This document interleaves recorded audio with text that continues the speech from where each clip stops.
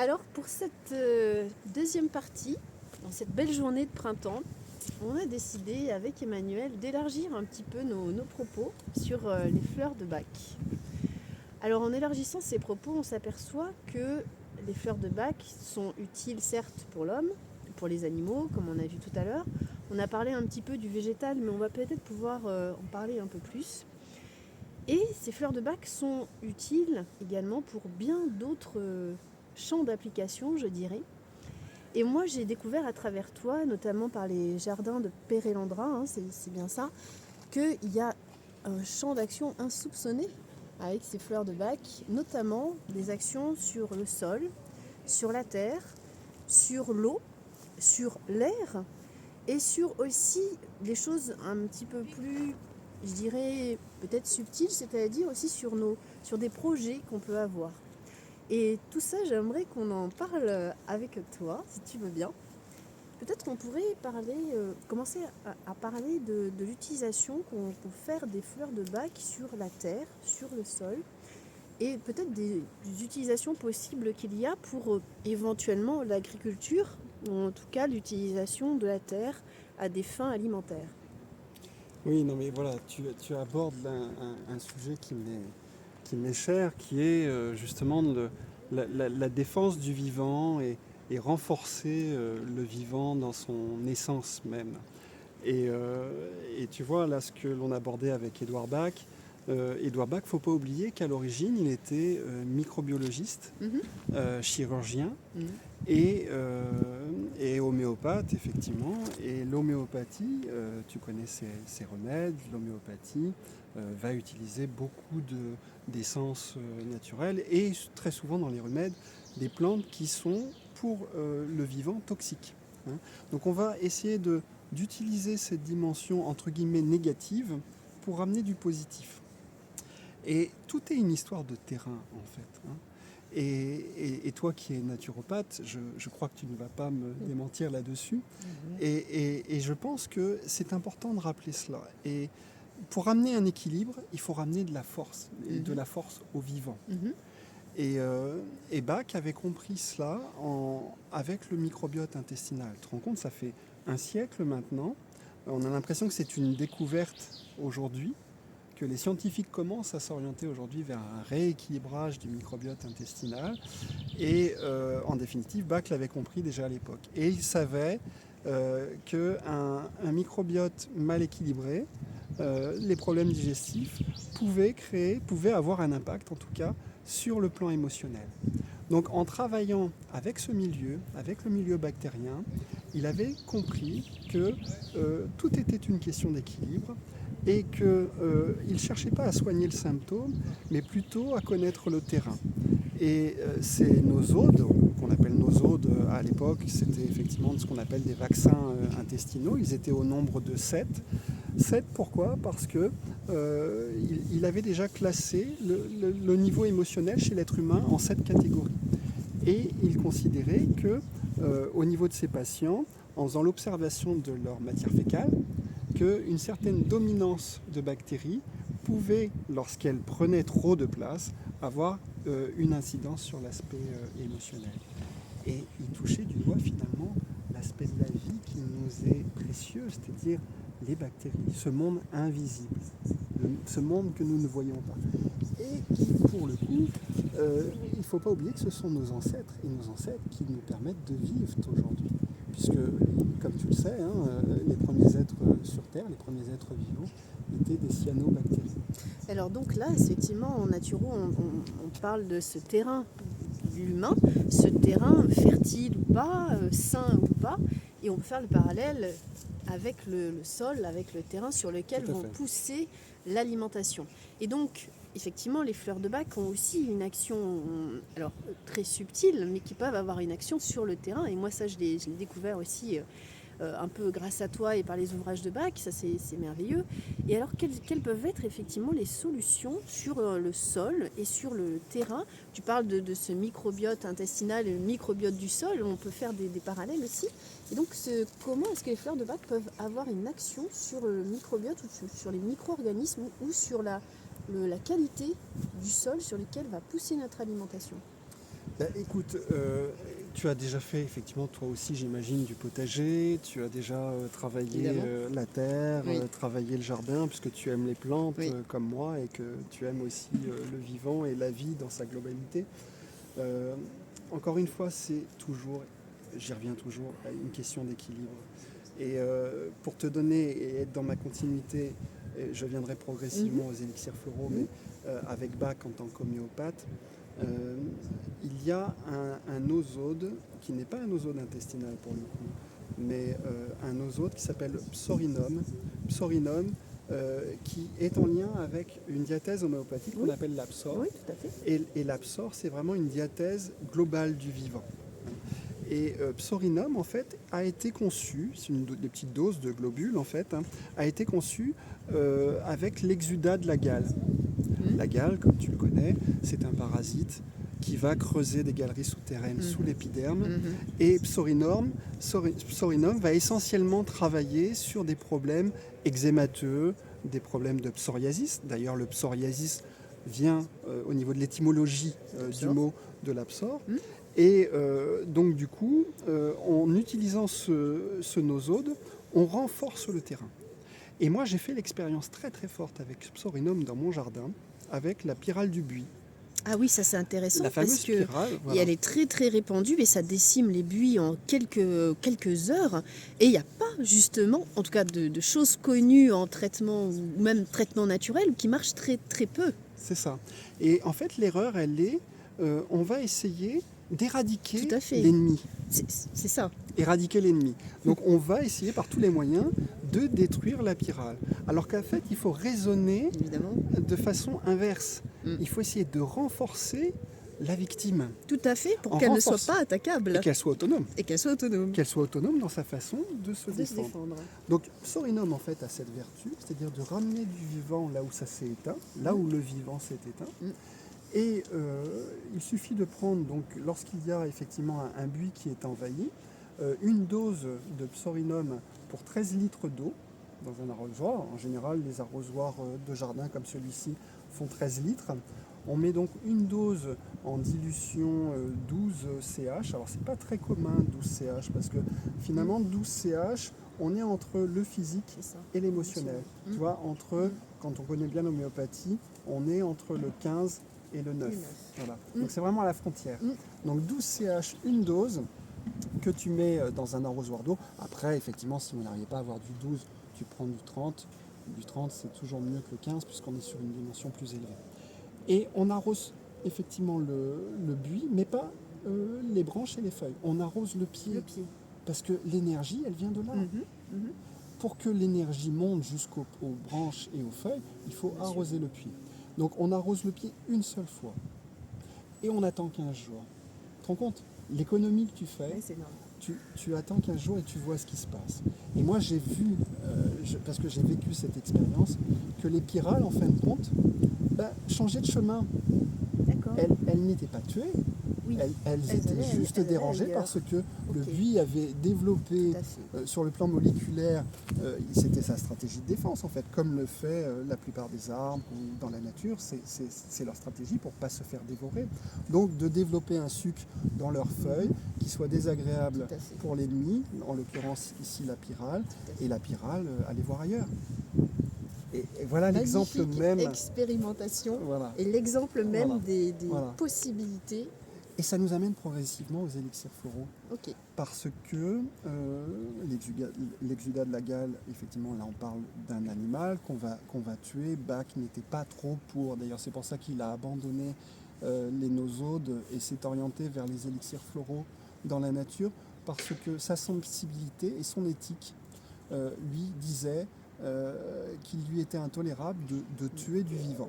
Donc même s'il s'agissait de bactéries, de brûler des bactéries, puisqu'on les mettait à 60 degrés pour faire ces nosodes, eh bien, il s'est dit, je vais trouver d'autres remèdes plus purs, plus naturels, en pleine nature.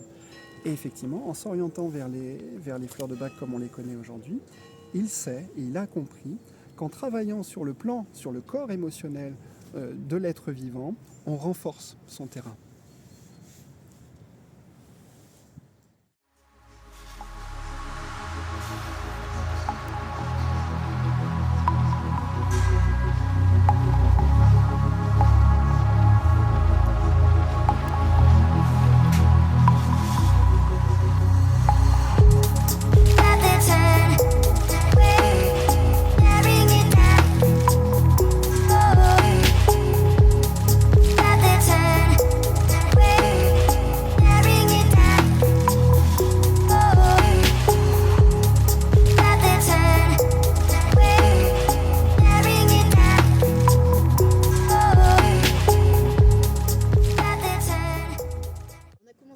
peu les expérimentations et les champs d'application de tout ce domaine merveilleux avec le sol, avec finalement moi j'ai la sensation que ça potentialise chaque être vivant, que ça le potentialise dans toutes ses capacités, à la fois de défense, de vie, toutes ces capacités intrinsèques qui des fois peuvent être un peu mises à mal ou en tout cas sont pas potentialisées.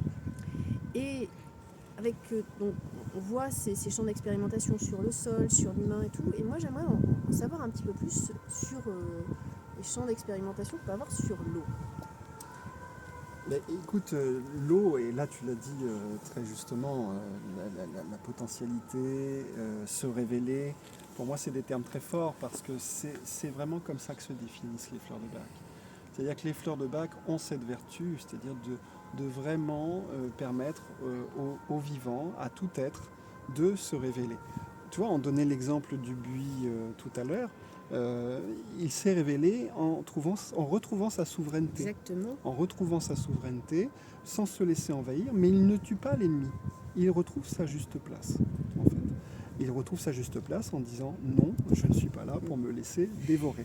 Et c'est la même chose pour les êtres humains. Exactement. Et c'est un magnifique exemple justement aujourd'hui dans le monde dans lequel on vit. Bien sûr. Si seulement cet exemple pouvait être décuplé, Bien je sûr. dirais, Tout à fait. le monde changerait en très peu de temps. Absolument, absolument. Et pour revenir à l'eau, puisque c'était ta Oui. question, l'eau reste quand même l'élément qui pour moi est un support essentiel pour les fleurs de bac. Parce que les fleurs de bac, ne serait-ce que les petites fioles que nous avons, sont faites à base de liquide. Nous n'avons pas de présence de pétales ou d'autres formes de la plante. On a juste une information, comme pour l'homéopathie. Il s'agit d'une information. Et l'homéopathie, bon, effectivement, c'est simple dans les granules parce qu'elles sont imbibées, mais elles sont imbibées par quoi? Par une solution liquide. Donc, en fait, ce qui est important, c'est vraiment de retenir ça. C'est que Bach, en fait, n'a fait que restituer ce qui existait dans la nature. Et pour les fleurs, en l'occurrence, sur le principe des élixirs floraux, son expérience dans la nature, c'était cette rencontre entre la fleur, le soleil et l'eau. Et donc l'intermédiaire qu'il avait pour les fleurs, c'était la rosée du matin. Tu vois, quand les fleurs, au lever du soleil, se retrouvent exposées, il y a cette rosée, cette fine couche rosée sur les pétales. Eh bien, c'est cette rosée que le docteur Bach allait tester, allait récupérer pour pouvoir avoir cette sensation, tu vois, cette vibration de la plante à travers ces gouttes. Donc à travers ces gouttes, il ressentait ou il se mettait, je dirais, en connexion avec cette rosée. Oui. Et de lui-même, il captait l'information que transmettait la fleur. Tout à fait. À tel point que sa sensibilité était tellement exacerbée qu'il avait la possibilité de la ressentir sans même y toucher. Tu vois, cette vibration, il pouvait aussi la capter juste en observant ou en s'approchant de la plante. Hein. Effectivement, après, le support restant l'eau, c'est le moyen qu'il a trouvé pour permettre de communiquer cette vibration à l'ensemble du vivant. Parce que tout le monde n'est pas dans cette capacité d'avoir une sensibilité aussi développée. Je dirais, c'est presque un chaman dans le sens le plus beau qui soit et le plus c'est ça. Mais nous sommes tous chamans. chamans. C'est ça qu'il faut retenir de Bach. Oui, quelque part, il nous amène à ça. Et les fleurs de Bach nous amènent à ça. Son outil qu'il nous a légué il y a un siècle maintenant, et qui finalement aura encore de nombreuses années devant eux, parce que ce procédé va passer les siècles dans le sens où nous avons cette possibilité d'avoir dans notre poche, dans un petit flacon, cette énergie grâce à l'eau. Et l'eau reste le support d'information. Tu as entendu parler de la mémoire de l'eau, l'information qui va stocker ces informations, ces mémoires en fait, et cette Oui. vibration. Oui, et si on va juste un petit peu plus loin, je ne sais pas si toi tu as une réponse à ça, mais par exemple aujourd'hui on connaît les problèmes de l'eau, le problème de pollution de l'eau. Est-ce que justement les fleurs peuvent avoir une action sur cette eau qui est polluée par tous les pesticides et toutes les choses qu'on connaît? Alors, les fleurs sûrement, mais encore une fois, je pense qu'il faut voir ça sur une dimension vibratoire. Mhm. Mais j'irai encore plus loin que ça. Si on revient à ce qu'on disait tout à l'heure concernant les bactéries, on sait très bien aujourd'hui qu'on peut avoir des piscines naturelles, des Oui. bassins naturels, Oui. en purifiant l'eau grâce à une filtration. Et filtration qui va se faire grâce aux minéraux, grâce aux végétaux et aux bactéries. Si on arrive à créer un milieu équilibré, eh bien on peut effectivement ramener à l'eau une certaine forme d'équilibre et une certaine forme de pureté. Maintenant, ce ne sera pas, avec les élixirs floraux, on ne sera pas sur un principe mécanique. Et c'est là où je viendrai progressivement aux élixirs de Perelandra, puisque, comme on sait, Bach ne voulait pas qu'on se limite à ces 38 élixirs. Il sait qu'il n'y en aura pas plus, pas moins. Ces 38 fleurs de Bach correspondent à 38 états inhérents à l'être vivant. Quoi qu'il en soit. Voilà, quoi qu'il en soit, 38 états émotionnels. Mais par contre, il nous a fait comprendre qu'il était important que chacun d'entre nous, révélant sa potentialité, révélant qui l'on est véritablement, soit créateur de sa vie. Donc soyons imaginatifs, créatifs. Et si tu voyais le nombre de publications, le nombre d'ouvrages qui sont sortis autour des fleurs de Bach, ils sont tous merveilleux pour moi. Et le mot n'est pas fort. C'est parce que chaque personne a pu, à travers un ouvrage, exprimer ce qu'il pouvait ressentir des fleurs de Bach. Et aujourd'hui, pour moi, il y a des docteurs Bach des temps modernes. On le voit dans les élixirs contemporains de Philippe de Roide avec les laboratoires d'Eva, pour ne citer que. Mais voilà, je parlais de Perelandra avec Michael Smartwright, qui a mis en place un jardin expérimental aux États-Unis.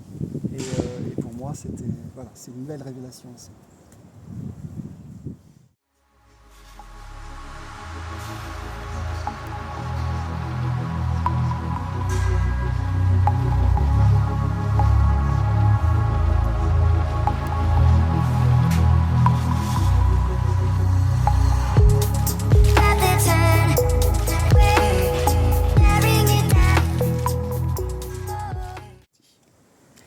Les jardins de Perelandra. Oui.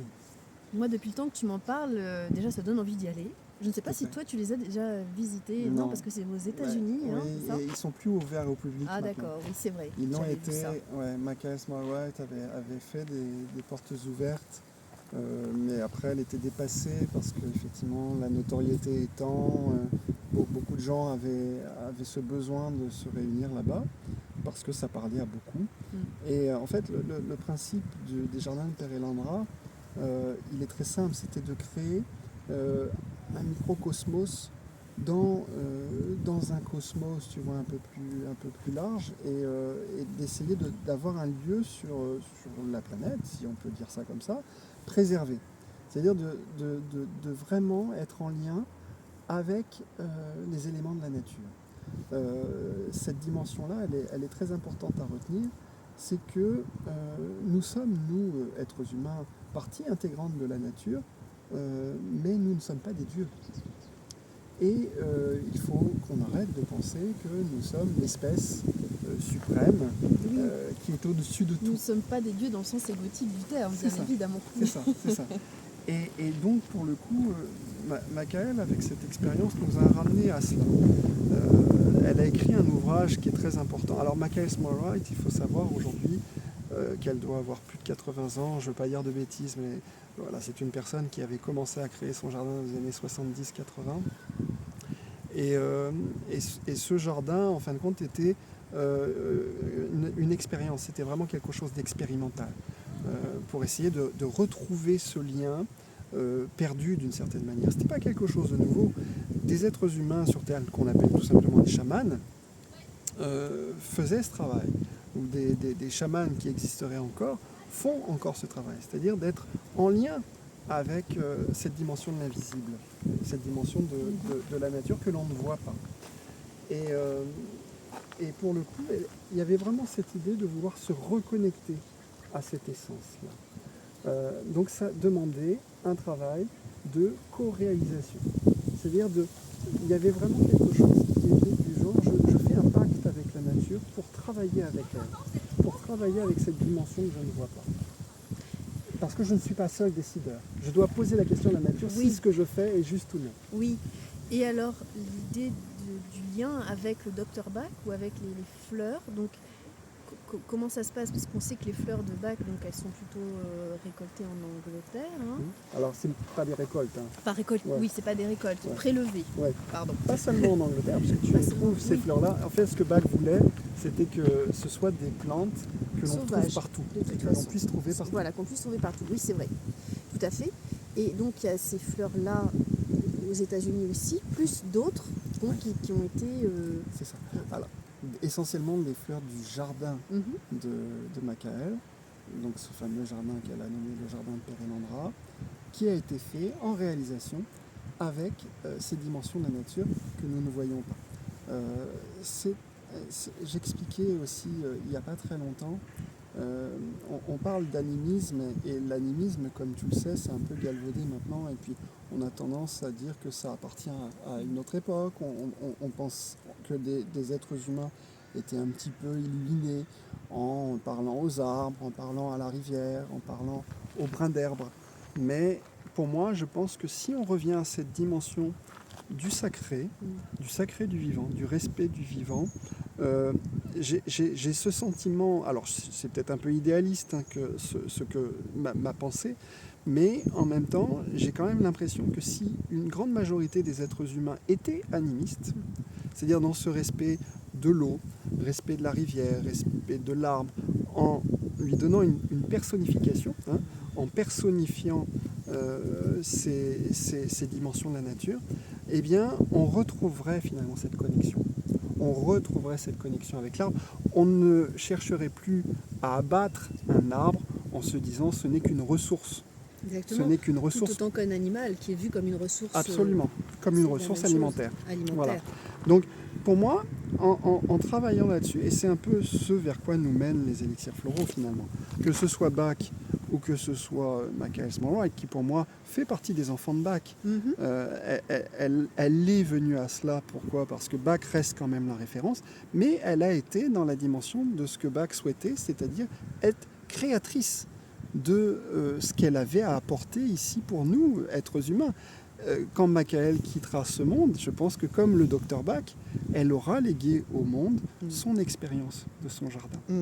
Donc c'est très simple, son jardin, en fin de compte, elle y a donc développé des plantes, c'est des plantes de potager, hein. On y retrouve de la courgette, on y retrouve tout cela, mais par contre c'est la nature qui l'a décidé, avec elle. C'est pas elle qui s'est dit je vais planter un plant de courgette à cet endroit. Non. Elle a interrogé avant, alors avec une forme très simple qu'on appelle la kinésiologie, qui est utilisée dans certaines formes de thérapie. La kinésiologie est une forme de questionnement avec une réponse du corps. Et donc, en soi, on sait que la réponse ne vient pas de nous. Elle est en nous avec, tu vois, dans cette relation avec cette dimension du vivant, de la nature que nous ne voyons pas. Et je trouve que terminer cette interview avec cette phrase, la réponse elle est en nous et avec, ça conclut de manière parfaite nos entretiens. Merci vraiment Emmanuel, c'est magnifique. Merci Sandrine, merci à toi. Merci.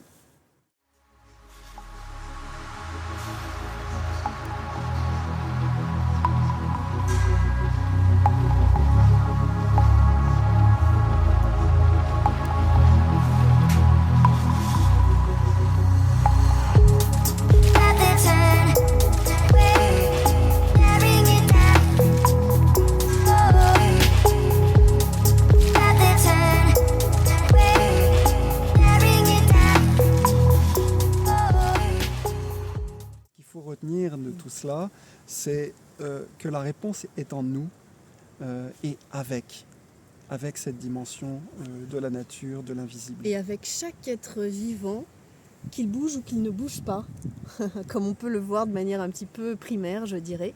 Et effectivement, la réponse est en nous parce qu'on est aussi avec et que le avec est aussi en nous. Et je trouve que c'est une magnifique conclusion et je trouve que c'est une conclusion pour nos entretiens, mais aussi une belle conclusion, en tout cas une belle mise en avant de l'état d'esprit dans lequel je fais ce numéro de printemps de mon magazine Aux Nature. Donc un grand merci à toi Emmanuel d'en faire partie. Merci à toi Sandrine, merci beaucoup.